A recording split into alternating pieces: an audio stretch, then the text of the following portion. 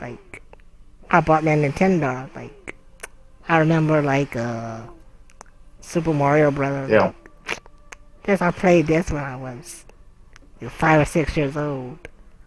I'm gonna own this now because I'm older and I go Mm-hmm. back. Hey, like no way. Still hard. So I think I prefer difficult Yeah. games, but I can understand where people don't because they feel the necessity.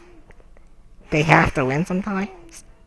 So I think that's why some games have easier difficulties. But I appreciate a game that can offer a hard difficulty and an easy Yeah. difficulty. You know, for the easier player and the harder I player. absolutely, absolutely. That way, everybody has what they want. So I think if you found a good common core Mm-hmm. ground, it'll make for a better game. No, that makes sense. And because I've devolved over, I play games a lot.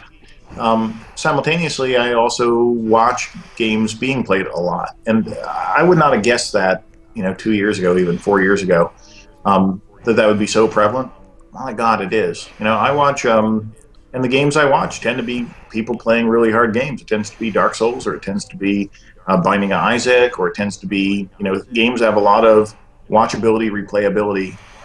The and so many games are such a turnoff at the newbie level because they're so hard that it is very hard to get over that hump up to being good. It's not a smooth curve up to being good. If you log into League today and you've never played League of Legends, your first experience is probably a lot of people yelling at you, calling you noob, and like, hey, go back to the, stay in your lane, and a bunch of other stuff that you have no idea what the heck's going on. It's not necessarily a newbie-friendly experience most of the time. The But you can, through the joys of YouTube, you can actually learn a lot of that kind of stuff by watching other people do it. But the curve itself can be tricky. In Binding Isaac, you get, twin stick shooter, roguelike. The initial curve, to see all the cool stuff in the game, you need to do stuff like not get damaged at all level in the lower levels. And so, how does a newbie make it over that hump where they ever even see that stuff? Because I take damage all the time because I kind of suck at it. But the skilled players don't even think a thing about it. They just cruise on through, don't take damage, get all the cool rewards at the end of each level. It's very interesting seeing what game design choices, I think sometimes intentionally and sometimes not, make it really tough for newbies to leap up to the tougher levels, the more sort of skilled levels. And so, kind of like you're saying, like if a game does a really good job of having easy mode and hard mode, then rock on. Um, but also, since there are so many games come out that people really play through on easy, and then they're going to play a game through again on medium and hard. I think most people probably have a game or two they keep going back to, but there's also a lot of like, go check out the latest thing on Steam or check out the latest thing to download on the console, and there's a lot more availability of games now, and so the ability to like play game after game after game instead of playing one game for 4 or 5 months straight, it's gone way up. It's gone way up. Be interesting to see what the long-term effect of that is, because you got to think there'll only be more. You know what I mean? I don't see a reason why there'd be fewer games coming out for all these things. Yeah, Yeah, I agree. that'd be interesting to see. My friend Wizzy, who is in my Mm. chat right now, is a big streamer of League of Oh yeah, Legends. And he plays that a lot. And it just amazes me because I have no idea, like, what's going on. Because I've well, never it's played gotten it, so so. huge. I mean, it has its own language associated with it, basically, to know what's going on. Yeah. I was talking with some of the Riot guys the other day, and it's funny, they have a really good mentality over there, which is that pretty much everybody in the company plays the game, and so they stay on top of it. That actually gets really hard to do, in a bigger company on bigger games. That even all your own people know what's going on in deep level. Riot's really good about that. They get that better than most. What's your opinion about horror games? Like, So Outlast? I don't tend to play them. I think they're fun to watch other people play. I'm not a huge fan of like the reaction videos. There's a lot of YouTubers or streamers who or play horror type things, so that because it's a great opportunity to react, let your personality show through for it. I'm a programmer. I don't necessarily have a ton of personality, and so I don't need to let my lack of one show through. So I played a bit of like Five Nights at Freddy's or Slender Man, that kind of thing occasionally, but honestly, I haven't gotten that much into them.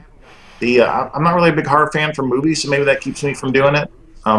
I don't mind things of that vibe. It's just that the jump scare part of that doesn't scare me that much. I'm kind of a sucker for good mechanics. You know what I mean? It's why I like Final Fantasy. A lot of people like for the story. I think the mechanics are so well done in that series. From chocobo breeding and racing and all that kind of stuff to the way they do combat to advancement. And there aren't a lot of horror games that really focus on those kind of game systems. Mostly it's about mood and I atmosphere. agree with that. My first horror game that I streamed after I Mm, met Wizzy, I was playing Outlast. I like horror games to play, but I think when streaming them, I don't think people watch it for yeah, the game. I think people watch it for the yeah, player's reaction. Because they love seeing me get scared yes. crazy when something jumps out and scares me, so I would agree with you The on that. thing is, when I don't stream games, I'd be scared that I wouldn't want to pee myself on camera. That would seem like the viewers might find it highly amusing, but I would not. So My friend Wizzy asks, uh, what are your thoughts on Blizzard's oh yeah. Overwatch and where it'll go with esports? So there's really good buzz from the team at Blizzard, from friends I have over there about they've really been enjoying the game in house, which is always a good sign. So I think there's a lot of confidence there on that. It's a great looking game. Like the guy's been doing art design for it. He's done art design on a number of their games. He was at Red 5 for a time too, and he's so good. That stuff looks. I mean, not that he's made every asset, but like his style just rocks.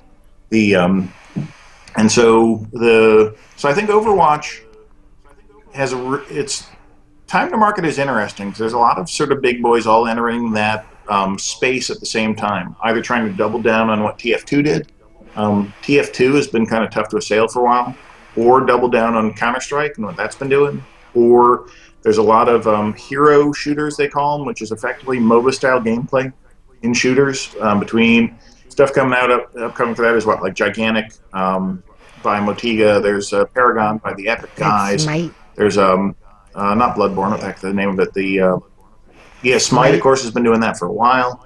The 2K has one, or THQ has one that I'm blanking on at the moment. So there's a lot of big boys entering that space right now, and Blizzard's one of the big boys. So if anyone can clean that up, it's them. I think the question will be Elder Game, which is mostly an MMO term, but I think it's really true of any game, which is what's the upper level gameplay like? How replayable is it? And what is the compelling thing that makes you play over and over again? Is it an interesting stat system, or is it an interesting progression system that is fun to climb for quite a while, or if not fun, then addicting? Is it that it turns into a good esport, because esports has its own sort of built-in system for that? Is it compelling out of the gate in terms of the mastery level gameplay being deep enough and strong enough to keep people in for the long haul? Because that's where the big boys have kind of been succeeding or failing when trying to bust into esports. That's where Heroes of the Storm has been.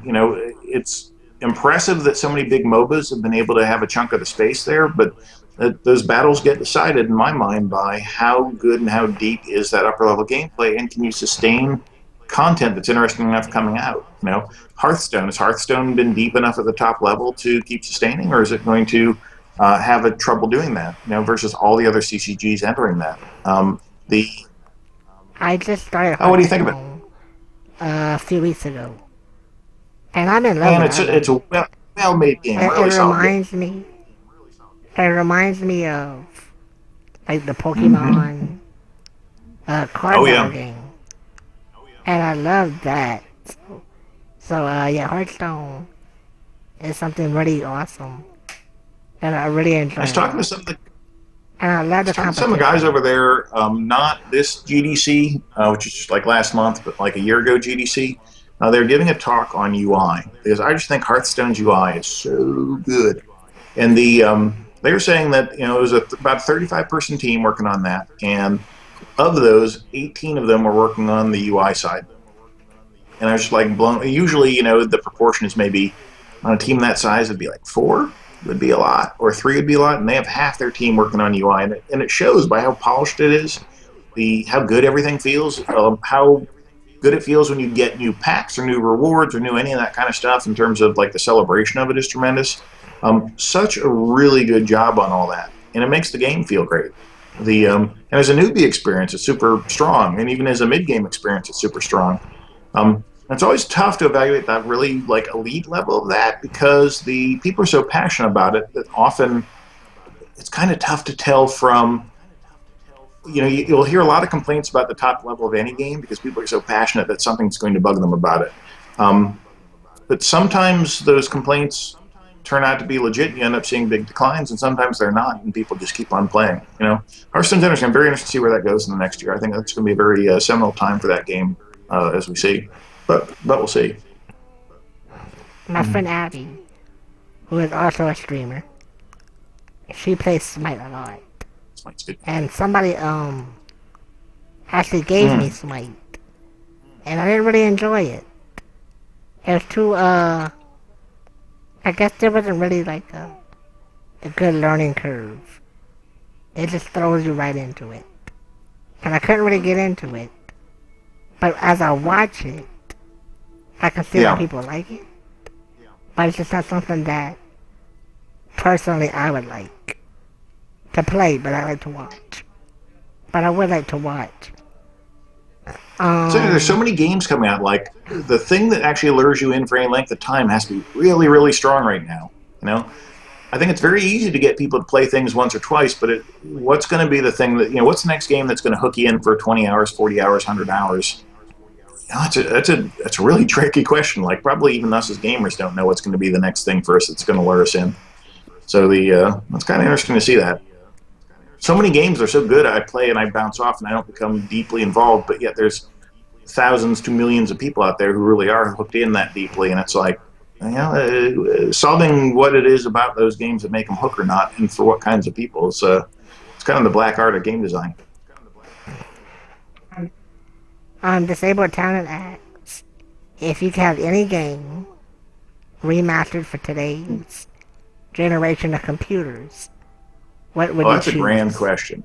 And like, here is secret advice I have found over the years, very much so, and that is if you want to get a game funded, then you go to the investors, or you go to the VC, or you go to the CEO of your company, or whoever the decision maker is, and whatever game that they loved when they were younger, you go up to them and you're like, hey man, I want to go take blah, but we're going to make it for the modern era. Then their eyes will light up, and like everybody in that position, they're kind of if they're in the games industry, they're kind of a kid. They're kind of in it to recapture some of that magic feeling you had when you first got into games. And so it's not only a brilliant question, but that is a useful one if anybody enters the business. They find out what people played when they were young, and that'll get you in there. Um, for me, I had a couple on that list. XCOM is one. Until XCOM, the new one that came out, XCOM 2, are so good that I'm not going to go make a new one like that, I think, because they're good enough. You know what I mean? Like the sim stuff I was talking about would be one way to, I think, really ratchet that up another notch. But it doesn't need to be done. Those are pretty good remakes of that. Auto Duel, I love that kind of like Car Wars style auto combat. That was like post apocalypse car combat game. Um, the part of the reason why I say the way to get funded when I was heading up product development for NCSoft, the NetDevil guys who did Jump Gate and another couple of good games came to us like, okay, we want to make like Auto Duel kind of game online, and we're going to call it Auto Assault, and it'll be awesome. You drive around, you blow stuff up, and like, so we made it, and we sold. I don't know how many units, like 10,000 units or something like that. Some tiny number of people actually bought the game. But I loved it because I wanted to like have Auto Duel and go run around and blow stuff up. The so I learned my lesson about being the guy who funds games and maybe getting lured in by that trap from that game. Um, was actually a pretty good game. We goofed up a couple things during beta and all that, I would say, but